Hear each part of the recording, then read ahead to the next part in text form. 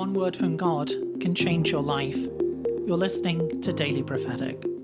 There are seasons of life when it feels almost like you're on pause, as if you've turned the page, but you've not yet begun the next chapter.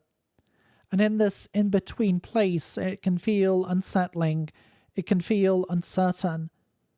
But the Lord says, trust that I am with you, that I'm bringing an end to the past as I lead you into the new.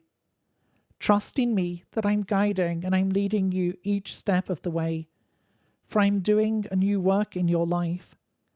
One step at a time, don't try to rush, but know that I am with you, that I am the one who is preparing you, the one who is leading you and guiding you.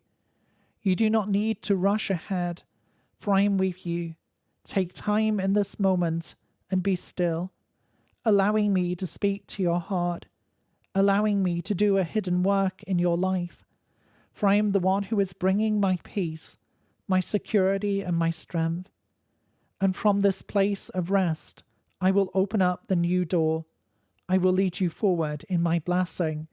I will lead you forward in my peace.